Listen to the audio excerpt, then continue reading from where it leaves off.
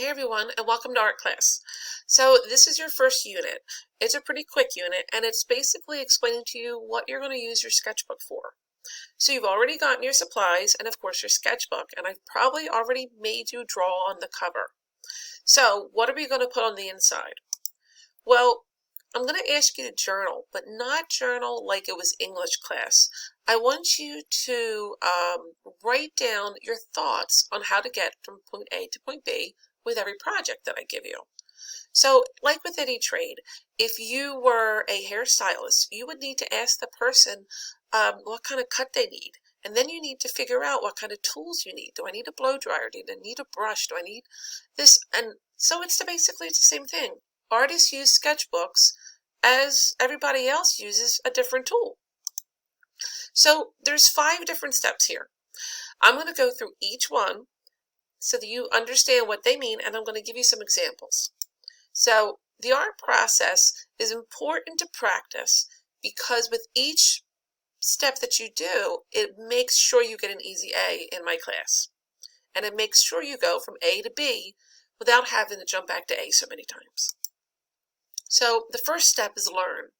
Learn your concepts, learn your techniques.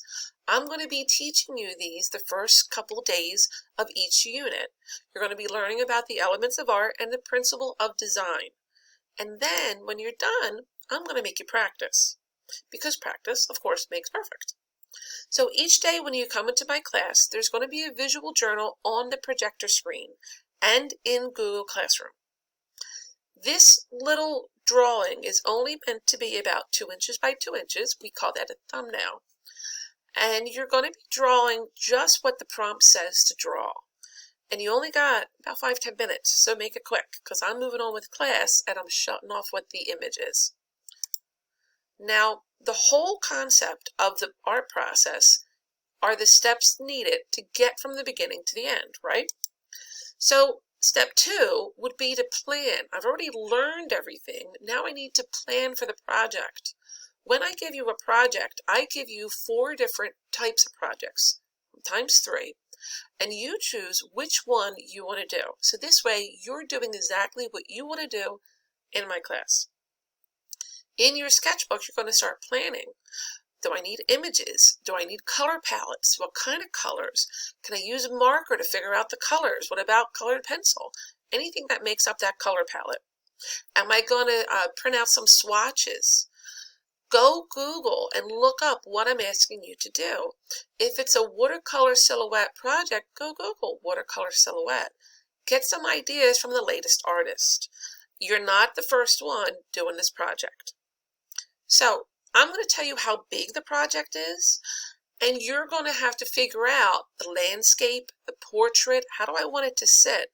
So in your sketchbook, you're going to do little thumbnails of the project, maybe 2 or 3. Try to figure out, do I like it landscaped? Do I like it portrait?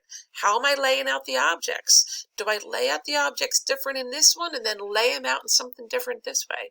This way, by the time you're ready to go, you know exactly where everything is lying, where everything sits, and you're good to go. Get your rubric. Read your rubric. I give you one for every single unit.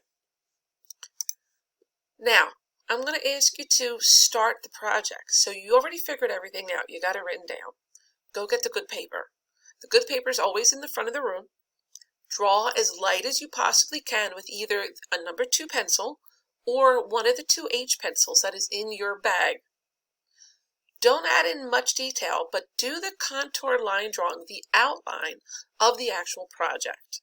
Only do that. No details. Don't put any coloring, no painting, don't even think that far. Let's just design it. Let's get everything placed on the paper, and then maybe go back and erase lines or put in lines to refine it exactly how you want it to be. Step 4 is create.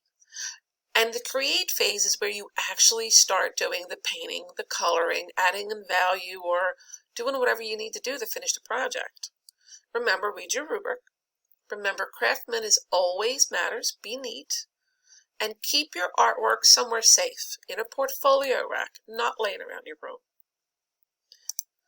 Now, a picture is worth 1,000 words. When you are done, and you handed in your artwork, either by Google Classroom or in front of the room, you're going to evaluate yourself.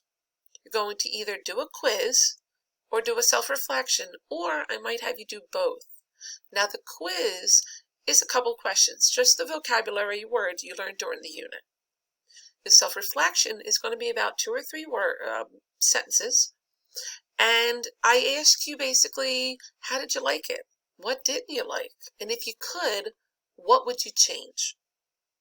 Now, that's it. You're done your unit. There's a question at the end, only one, and good luck, and I'll see you tomorrow.